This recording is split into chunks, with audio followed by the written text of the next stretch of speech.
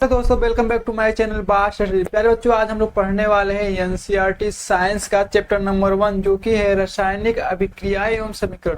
प्यारे बच्चों, इस चैप्टर को हम लोग बहुत ही फनी तरीके से पढ़ने वाले हैं। आपको इस वीडियो में बहुत मजा आने वाला है, बस केवल वीडियो को लास्ट तक देखिएगा, ठीक है। तो चलिए इस वीडियो में हम पूरे चैप्टर का करते हैं सफाया, वो भी बहुत ही फनी तरीके से। तो चलिए बिना देरी करते हुए स्टार्ट करते हैं। स्टार्ट करने से पहले मैं अपना नाम बता देता हूँ। मेरा नाम विनय कुमार है, आप देख रहे हो बार्स स्टडी चैनल। तो चलिए स्टार्ट करते हैं। तो देखिए पहला हमारा क्या टॉपिक है कि रासायनिक अभिक्रिया। तो रासायनिक अभिक्रिया किसे कहते हैं प्यारे बच्चों, हम एक बार इसको पढ़ता हूँ, फिर इसके बाद आपको समझाता हूँ, वो भी बहुत फनी तरीके से। चलिए क्या कह रहा है कि जब कोई एक पदार्थ या एक से ज्यादा पदार्थ आपस में क्रिया करके एक नया गुणधर्म वाला पदार्थ का निर्माण करते हैं तो उसे रासायनिक अभिक्रिया कहते हैं। ठीक है, कोई बात नहीं है, मैं इसको समझाता हूँ। देखिए, जब कोई एक पदार्थ, मतलब रासायनिक अभिक्रिया होने के लिए एक पदार्थ भी काफी है, या एक से ज्यादा पदार्थ। देखिए यहाँ हमने क्या ले रखा है, हाइड्रोजन और ऑक्सीजन, ठीक है। मतलब एक से ज्यादा पदार्थ ले रखा है और आपस में क्रिया करके, कहने का मतलब इनको हम आपस में क्या करते हैं, क्रिया कराते हैं, यानी आपस में इनको हम जोड़ते हैं। अब अगर मैं अपनी लैंग्वेज में बोलूं तो ये ऑक्सीजन और हाइड्रोजन को क्या करते हैं, आपस में भिड़ाते हैं, ठीक है। तो क्रिया करके नया गुणधर्म वाला पदार्थ का निर्माण करते हैं। तो देखिए यहाँ हमारा ये क्या है, जल है, और ये हमारा नया गुणधर्म वाला पदार्थ है, ठीक है। कहने का मतलब नया गुणधर्म वाला पदार्थ का निर्माण करते हैं तो उसे रासायनिक अभिक्रिया कहते हैं। तो कहने का मतलब इसका जो हमारा जल का गुणधर्म है, मतलब जो जल के अंदर क्वालिटी है उसका इससे हाइड्रोजन और ऑक्सीजन के क्वालिटी से अलग है, नया है, बिल्कुल चेंज है, ठीक है। तो कहने का मतलब यही है। तो देखिए ये हमारा हाइड्रोजन और ऑक्सीजन क्या है, गैस है, मैं आपको जानकारी के लिए बता देता हूँ। और ये हमारा क्या है, द्रव है। तो आप सभी जानते हो बाबू कि द्रव का जो गुण होता है, जो क्वालिटी होता है, जो द्रव में प्रॉपर्टीज पाई जाती है, वह गैस में नहीं पाया जाता है। तो कहने का मतलब इससे जो हमारा प्रोडक्ट बना हुआ है वो बिल्कुल भिन्न है, नया है। तो चलिए आप रासायनिक अभिक्रिया जान गए, अब इसके बाद हम नेक्स्ट टॉपिक पे चलते हैं। तो प्यारे बाबू हम देखते हैं रासायनिक अभिक्रिया के कौन कौन से लक्षण है। लक्षण मतलब क्या होता है, हाँ। तो देखिए गांव में कभी कभी आप किसी के मुंह से सुने होंगे कि इसका लक्षण ठीक दिख नहीं रहा है, इसको घर में मत आने दीजिएगा, ठीक है। तो कहने का मतलब कि हर चीज का लक्षण होता है कुछ न कुछ। तो चलिए रासायनिक अभिक्रिया का लक्षण क्या होता है उसको चेक करते हैं। तो देखिए इसमें पहला क्या है, अवस्था में परिवर्तन। क्या, अवस्था में परिवर्तन। इसका मतलब प्यारे बाबू उसके प्रोडक्ट में क्या अवस्था में परिवर्तन, जैसे द्रव है तो ठोस हो जाए, ठोस है तो द्रव हो जाए, द्रव है तो गैस हो जाए, गैस है तो द्रव हो जाए, ऐसे मतलब अवस्था में चेंजिंग होने लगे तो वहां पर हम जान जाएंगे कि रासायनिक अभिक्रिया हो रहा है। दूसरा है रंग में परिवर्तन। हाँ बाबू, जब रासायनिक अभिक्रिया होता है ना तो रंग में भी परिवर्तन होता है, ठीक है। कोई नया प्रोडक्ट बनेगा तो उसका रंग अलग आएगा अभिकारक की तुलना में, ठीक है। और तीसरा है गैस का उत्सर्जन। वहां से कोई ना कोई गैस निकलता रहेगा, जब हमारा रासायनिक अभिक्रिया होगा तो वहां से कोई ना कोई गैस निकलता रहेगा। यहाँ उत्सर्जन सबसे आप समझिएगा कि निकलना, जब कोई चीज का उत्सर्जन होता है, कोई चीज निकलता है किसी चीज से, तो वहां पर मतलब उत्सर्जन शब्द का यूज किया जाता है। तीसरा, चौथा है तापमान। तापमान में परिवर्तन। कहने का मतलब जब हम रासायनिक अभिक्रिया हमारा होता है तो वहां पर तापमान भी चेंज होते रहता है, ठीक है। तो तापमान में भी परिवर्तन होता है। ये आपने जान लिया रासायनिक अभिक्रिया के लक्षण।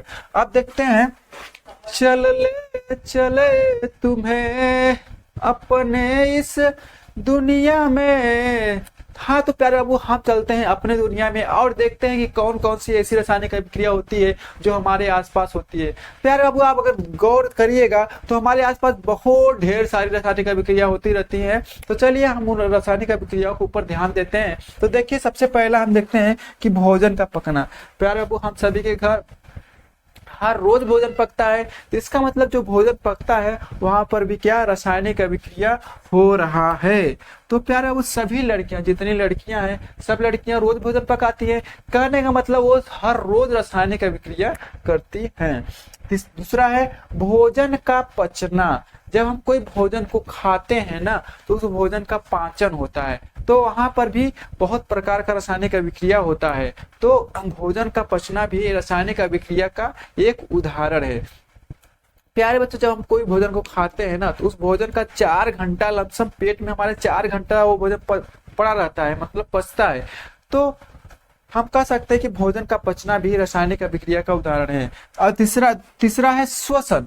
जब हम श्वसन की क्रिया करते हैं, मतलब सांस लेते हैं, तो भी वह रासायनिक अभिक्रिया का उदाहरण है।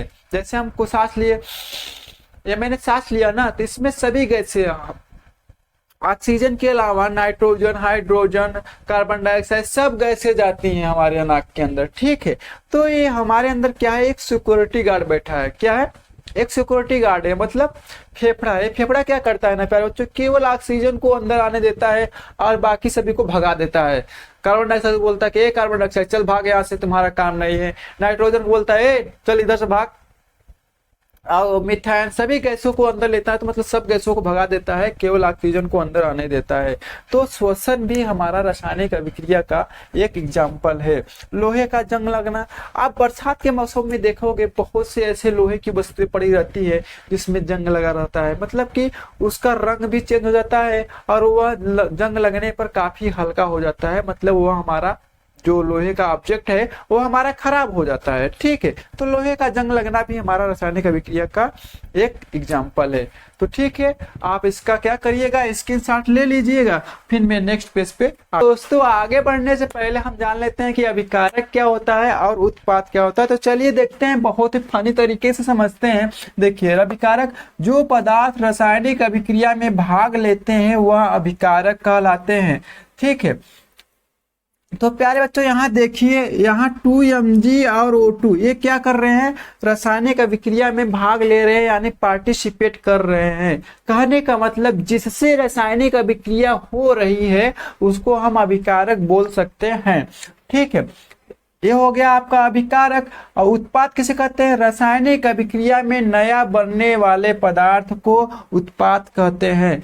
मतलब रासायनिक अभिक्रिया के फल स्वरूप उसका कुछ रिजल्ट हमको निकलेगा, ठीक है, तो उसको हम क्या बोलेंगे, उत्पाद बोलेंगे। तो यहाँ हमारा 2Mg क्या है, उत्पाद है, ठीक है। तो इसको हम लिख देते हैं अभिकारक, ये हमारा है अभिकारक, अभिकारक, और इधर हमारा है उत्पाद, ठीक है। आप ध्यान में रखिएगा, इस साइड वाला हमारा अभिकारक रहता है और उधर हमारा उत्पाद बनता है।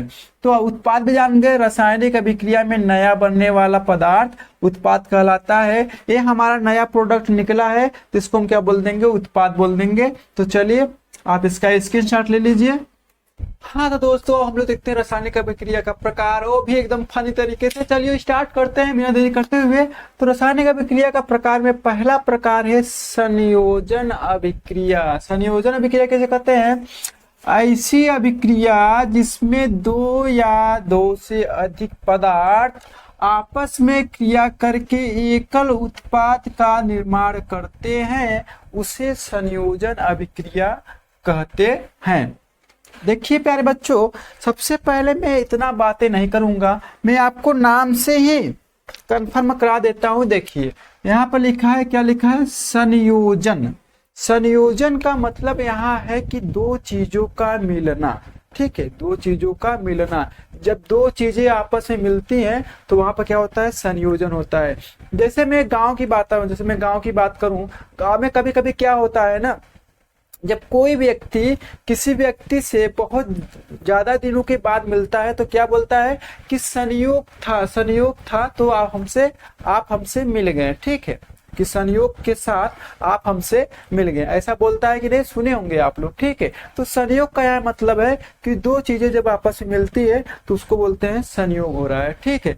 तो आप हम समझते हैं कि ऐसी अभिक्रिया जिसमें दो या दो से ज्यादा अधिक पदार्थ आपस में क्रिया करके, ठीक है, एकल उत्पाद का निर्माण करते हैं। मतलब दो, यहाँ हमने देखिए दो दो पदार्थ ले रखा है, कार्बन और ऑक्सीजन को ले रखा है, ठीक है, कार्बन और ऑक्सीजन को ले रखा है, और ये आपस में क्रिया करके एक पदार्थ यानी CO2 का निर्माण कर रहे हैं, ठीक है। तो आपने संयोजन अभिक्रिया को जान लिया। ये है कोयले का दहन। कोयला जब हम अपना जलाते हैं कोयला, तो उसमें क्या बनता है, CO2 गैस बनता है, ठीक है, ये आपने जान लिया। अब मैं यहाँ पर देखिए, यहाँ पे लिखा हूँ यस, यहाँ पे लिखा हूँ जी, यहाँ पे लिखा हूँ जी। तो मैं इनकी भौतिक अवस्था को दिखा रखा हूँ कि यह कार्बन हमारा सॉलिड अवस्था में रहता है, तो सॉलिड के लिए यस लिखते हैं, और ये हमारा ऑक्सीजन क्या है, गैस है, तो गैस के लिए जी लिखते हैं, और कार्बन डाइऑक्साइड भी हमारा क्या है, गैस है, तो गैस के लिए भी हमने जी लिख रखा है, ठीक है। अब देखते हैं वियोजन अभिक्रिया। देखिए मैं नाम से ही क्लियर कर देता हूँ। वियोजन मतलब जब कोई चीजें अलग होती है। देखिए जब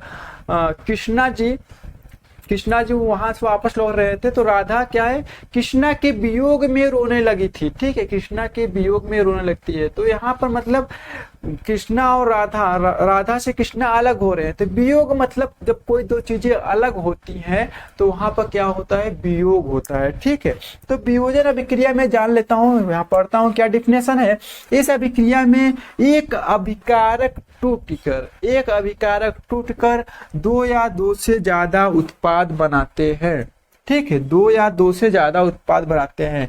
तो देखिए यहाँ हमने CaCO3 यानी कैल्शियम कार्बोनेट को गर्म किया, तो यहाँ से हमको दो प्रोडक्ट निकल के आया, कैल्शियम ऑक्साइड और कार्बन डाइऑक्साइड, ठीक है। कहने का मतलब है, ये आपने देख लिया, इसका मैं एक बार फिर से समझाता हूँ इन दोनों को। ऐसी अभिक्रिया जिसमें दो या दो से अधिक पदार्थ आपस में क्रिया करके, यहाँ दो पदार्थ आपस में क्रिया कर रहा है और एक प्रोडक्ट बना रहा है, ठीक है।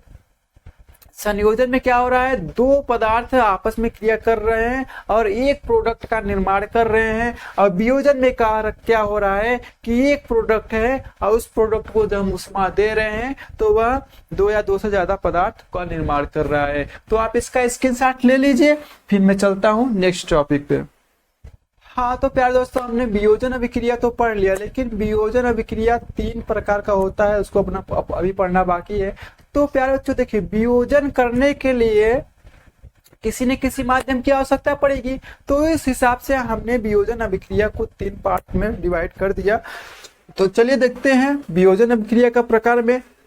पहला देखिए, जिससे डिवाइड करेगा, जिससे वियोजन होगा, जिसके माध्यम से वियोजन होगा उसी हिसाब से नाम रखेंगे। देखिए यहाँ उष्मीय वियोजन है, पहला क्या है, उष्मीय वियोजन। तो अभिकारक को उष्मा के द्वारा वियोजित किया जाता है, इतना लिख दे, काम आपका बन गया। देखिए उष्मीय वियोजन में अभिकारक को उष्मा के द्वारा वियोजित किया जाता है, यानी कैल्शियम कार्बोनेट को जब हम उष्मा देंगे, गर्म करेंगे, तो ये हमारा कैल्शियम ऑक्साइड और कार्बन डाइऑक्साइड में चेंज हो जाएगा, यानी टूट जाएगा, ठीक है। उसी प्रकार हमारा विद्युत वियोजन है, अभिकारक को विद्युत द्वारा वियोजित किया जाता है। मतलब 2H2O में विद्युत देंगे तो 2H2 + O2, मतलब जल में जब हम करंट को देंगे तो हमारा वह हाइड्रोजन और ऑक्सीजन में टूट जाएगा, ठीक है, मतलब वियोजित हो जाएगा।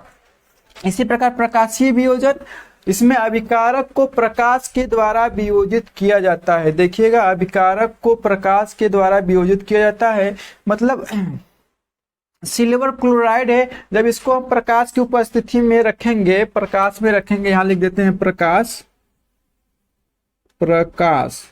सिल्वर क्लोराइड को जब हम प्रकाश में रखेंगे तो ये हमारा सिल्वर और क्लोराइड में टूट जाएगा, यानी बट जाएगा। तो प्यारे बच्चे, ये था आपका वियोजन अभिक्रिया का प्रकार, ठीक है। तो बहुत सिंपल है। यहाँ हमने लाल, देखिए यहाँ हमने यस लिखा, यस, तो ये हमने इसकी भौतिक अवस्था को दर्शा रखा है कि देखिए यहाँ कैल्शियम कार्बोनेट है तो हमारा ठोस है, ठीक है, तो इसको हमने लिखा है यस। यस मतलब सॉलिड मतलब होता है ठोस, ठीक है। इसी प्रकार कैल्शियम यहाँ ऑक्साइड है, इसके लिए भी मैंने यस लिखा, मतलब कैल्शियम ऑक्साइड हमारा ठोस है। और यहाँ देखिए CO2 हमारा एक गैस है, तो इसके लिए हमने लिखा जी। तो इसी प्रकार मैंने सब में लिख रखा है। तो चलिए अब हम आगे चलते हैं, आप इसका स्क्रीनशॉट ले लीजिएगा। हाँ तो दोस्तों, अब हम चलते हैं रासायनिक अभिक्रिया के नेक्स्ट प्रकार में। तो नेक्स्ट प्रकार में क्या है हमारा, विस्थापन अभिक्रिया। और द्विविस्थापन अभिक्रिया। तो चलिए देखते हैं, बारी बारी से इनको हम क्लियर करते हैं। तो पहले विस्थापन अभिक्रिया। तो पहले सबसे पहली बात, विस्थापन का मतलब समझ लीजिए, विस्थापित करना, किसी के स्थान पर किसी और को बैठा देना। विस्थापन से मतलब समझिएगा कि किसी के स्थान पर किसी और को बैठा देना। तो चलिए देखते हैं और पढ़ते हैं इनकी परिभाषा। तो ऐसी अभिक्रिया जिसमें अधिक क्रियाशील तत्व कम क्रियाशील तत्व को उसके यौगिक से विस्थापित कर देता है, विस्थापन अभिक्रिया कहलाता है। देखिए पहले प्यारे बच्चों कि हमारा जो तत्व होता है उसमें दो प्रकार के क्रियाशील तत्व होता है, एक कम क्रियाशील तत्व होता है। मतलब जैसे हम अपने लाइफ में भी कोई बहुत ज्यादा मजबूत होता है तो कमजोर वालों को क्या हड़काता रहता है, ऐसे कर ऐसे कर, तो मतलब हड़काता रहता है। तो इसमें हमारे रासायनिक विज्ञान में भी ऐसे तत्व हैं जो कमजोर वाले तत्व को हड़काते रहते हैं, कहते हैं इधर हो। तो प्यार से देखिए ना, यहाँ हमारा एक क्या है, Fe है और CuSO4। Fe को CuSO4 के साथ जब हम क्रिया कराते हैं तो ये हमारा जो एक कापर है, जो हमारा Cu कापर है, ये हमारा कम क्रियाशील तत्व है, कमजोर वाला है बेचारा। और ये जो हमारा आयरन है अधिक क्रियाशील तत्व है। तो ये हमारा जो Fe है ये Cu को हड़का रहा है, चल इधर से हट, तो ये हड़का के इसको हटा दे रहा है, ठीक है। तो यह इसको हटा रहा है तो भैया इसके स्थान पे ये आ जाएगा, Fe आ जाएगा। तो यहाँ देखिए आ गया FeSO4, मतलब फेरस सल्फेट, ठीक है। तो FeSO4 हो गया यहाँ पर, और ये इसको बेचारा भगा दिया, इसको अलग कर दिया, Cu कापर अलग हो गया, ठीक है। तो ये हो गया आपका विस्थापन अभिक्रिया। आप परिभाषा देख लीजिएगा। अब द्विविस्थापन अभिक्रिया, पहले तो द्विविस्थापन अभिक्रिया में तो विस्थापन होगा, लेकिन इसमें क्या होगा, 2 बार विस्थापित होगा। तो चलिए चेक करते हैं क्या है इसका डिफिनेशन। इस अभिक्रिया में तत्व 2 बार विस्थापित होता है, जैसे मैंने पहले ही बता दिया। अब देखिए Na2SO4 प्लस BaCl2 इक्वल में BaSO4 प्लस 2NaCl। देखिए हमने बेरियम सल्फेट का बेरियम क्लोराइड के साथ जब अभिक्रिया कराया तो बेरियम सल्फेट मिला और क्या मिला, 2NaCl, ठीक है। तो देखिए यहाँ पर क्या हो रहा है कि जो ये है बेरियम, जो हमारा बेरियम है ये कम क्रियाशील तत्व है, ठीक है। जो हमारा बेरियम है एक कम क्रियाशील तत्व है सोडियम से, तो ठीक है। तो इन्होंने क्या कर दिया ना, ये सोडियम ये बेरियम को हटा दिया, और हटा दिया तो यहाँ पर आ गया, सोडियम एक क्लोरीन के साथ, ठीक है। तो NaCl सोडियम क्लोराइड, ठीक है।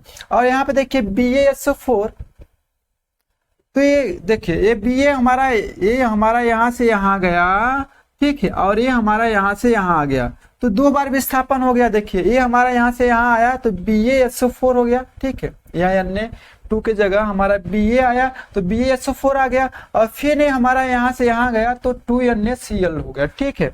तो यहाँ पर कहने का मतलब है कि 2 बार विस्थापन हो रहा है, तो इसको हम बोल देंगे द्विविस्थापन अभिक्रिया। तो चलिए ये आप स्क्रीनशॉट इसका ले लीजिए। अब हम चलते हैं अगले टॉपिक पे। हाँ तो प्यारे दोस्तों अब हम चलते हैं रासायनिक अभिक्रिया के नेक्स्ट प्रकार में, और बहुत ही फनी तरीके से इसको भी समझते हैं जैसे हम समझते आए हैं। तो प्यारे बच्चों मैं आपको जानकारी के लिए बता देता हूँ कि मैं यहाँ पूरा विज्ञान पढ़ाऊंगा, और मैंने मैथ्स का ऑलरेडी पढ़ा रहा हूँ। तो अगर वीडियो अच्छा लग रहा है तो वीडियो को प्लीज सब्सक्राइब कर लीजिए, क्योंकि भाई इसमें आपका ही फायदा होगा। क्योंकि मैं जैसे ही इस प्रकार फनी वीडियो बनाऊंगा आपके चैनल पे, आपके मोबाइल पे नोटिफिकेशन सबसे पहले जाएगा, और वीडियो को आसानी से देख पाएंगे। तो चलिए देखते हैं। तो सबसे अब हम देखते हैं कि उपचयन और अपचयन, अगर उपचयन और अपचयन अभिक्रिया साथ हो जाएं, साथ होती रहें, तो उसको हम बोल देंगे रेडॉक्स अभिक्रिया, ठीक है। तो ठीक है, अब हम साथ में सबको सीखते हैं। तो उपचयन क्या होता है, इस अभिक्रिया में ऑक्सीजन की वृद्धि या हाइड्रोजन का ह्रास होता है। कहने का मतलब कि अगर अभिक्रिया में ऑक्सीजन की वृद्धि हो जाए, ऑक्सीजन बढ़ जाए, ये हो जाए, या फिर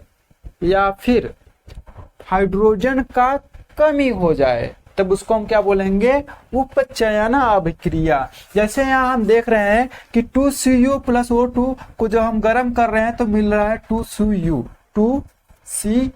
मतलब कॉपर ऑक्साइड, ठीक है। कॉपर को हम जब ऑक्सीजन में जला रहे हैं तो कॉपर ऑक्साइड मिल रहा है। तो देखिए यहाँ पर हमारा क्या हो रहा है, यहाँ पर हमारा ऑक्सीजन का क्या हो रहा है, वृद्धि हो रहा है, क्योंकि ऑक्सीजन हमारा क्या हो रहा है, जुट रहा है। ठीक है, तो इसको हम बोल देंगे उपचयन हो रहा है। ठीक है, इसी प्रकार इसी का ठीक उल्टा, आपने उपचयन पढ़ लिया तो अपचयन पढ़ने की जरूरत नहीं है, बस उपचयन को ध्यान से पढ़ना चाहिए, क्योंकि आपको आना चाहिए उपचयन क्या है। तो उसी का उपचयन का ठीक उल्टा कर देंगे तो आपका अपचयन हो जाता है। देखिए, इस अभिक्रिया में ऑक्सीजन का ह्रास तथा हाइड्रोजन की वृद्धि होती है। यहाँ पे क्या था, इस अभिक्रिया में ऑक्सीजन की वृद्धि, और यहाँ पे है इस अभिक्रिया में ऑक्सीजन का ह्रास। या यहाँ पे या लिखो, या ठीक है, या हाइड्रोजन का ह्रास, तो यहाँ लिखेंगे या हाइड्रोजन की वृद्धि होती है। ठीक है, तो ये हो गया अपचयन।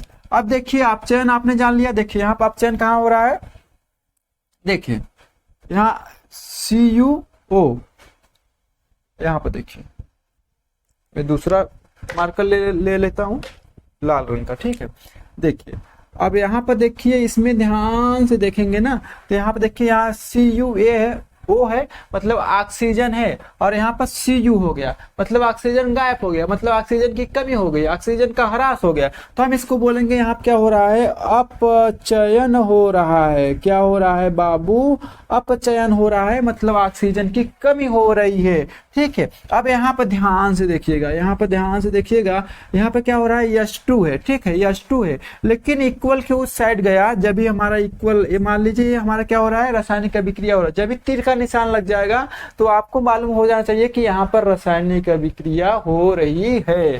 ठीक है, अब देखिए यहाँ पर H2 है, अब इधर गया तो H2O हो गया, मतलब कि ऑक्सीजन क्या हो गया, जुड़ गया। ऑक्सीजन यहाँ पर क्या हो रही है, जुट रहा है, मतलब ऑक्सीजन की क्या हो रही है, वृद्धि हो रही है। तो देखिए इस ऑक्सीजन की जब वृद्धि होगी क्या हो जाएगा, उपचयन हो जाएगा। तो यहाँ पर क्या हो रहा है, उपचयन अभिक्रिया। ठीक है, तो मैंने आपको बताया था कि अपचयन और उपचयन दोनों साथ साथ होती है, तो उसे हम बोल देंगे कि रेडॉक्स अभिक्रिया। तो ये रेडॉक्स अभिक्रिया है। ठीक है, तो आपने जान लिया। अब हम आगे चलते हैं, इसका स्क्रीनशॉट मान लीजिएगा। हाँ तो दोस्तों हम देखते हैं उपचयन अभिक्रिया का प्रभाव, हमारे दैनिक जीवन में उपचयन अभिक्रिया का कहाँ कहाँ प्रभाव पड़ता है उसको हम देखते हैं। तो पहला है हमारा संक्षारण और दूसरा है हमारा विकृत गंधिता। इनको हम बारीक बारीक से एकदम सिंपल तरीके से ठोकते हैं। तो चलिए पहले हम देखते हैं संक्षारण क्या होता है। जब कोई धातु नम वायु या अम्ल के संपर्क में आती है तो वह संक्षारित हो जाती है। इस प्रक्रिया को संक्षारण कहते हैं। कहने का मतलब कोई धातु है, अगर हम उसको नम वायु मतलब जो ठंडी ठंडी हवा चलती है या फिर अम्ल के संपर्क में जब वो आती है ना, तो क्या हो जाती है, संक्षारित हो जाती है। कहने का मतलब वो अपने ऑक्साइड में परिवर्तित हो जाती है। ठीक है, संक्षारित हो जाती है, तो इस प्रक्रिया को संक्षारण करते हैं। जैसे देखिए लोहे पर जंग लगना, लोहे पर जंग लगना क्या है, एक संक्षारण है। अभी कोई लोहे का वस्तु है, अगर हम उसको खुली स्थान पर रख देंगे कुछ दिन के लिए, तो वहां पर देखेंगे कि वह लोहा का रंग क्या है, भूरा हो जाएगा, और उस लोहे का जो वेट है ना वो भी कम हो जाएगा। मतलब वो लोहा पहले की तुलना में खराब हो जाएगा, वो अपने ऑक्साइड में परिवर्तित हो जाता है। तो ये हमारा लोहे का लगना भी, लोहे पर जंग लगना भी क्या है, संक्षारण का एग्जाम्पल है। ठीक है, तांबे पर हरित परत चढ़ना, जो तांबे की बर्तन होती है उस पर क्या हो जाता है प्यारे बाबू, जो हमारा तांबे की बर्तन होती है उस पर क्या है, हरी हरी परत चढ़ जाती है। मतलब उस तांबे का क्या हो जाता है, ऑक्साइड में अपने परिवर्तित हो जाता है। ठीक है, तो तांबे का हरी परत चढ़ना संक्षारण का एक एग्जाम्पल है। फिर चांदी की काली परत चढ़ा, जो चांदी के आभूषण होते हैं उस पर भी काली काली परत चढ़ी जाती है। ठीक है, तो वो अपने ऑक्साइड में परिवर्तित हो जाती है।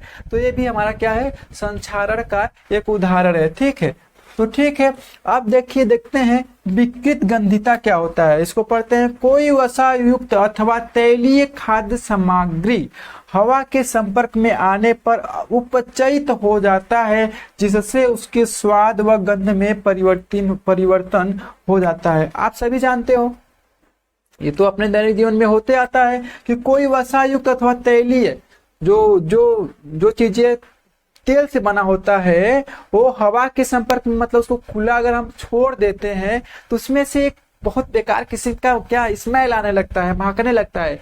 अगर मैं साधारण भाषा में बोलूं तो वो बसिया जाता है, ठीक है।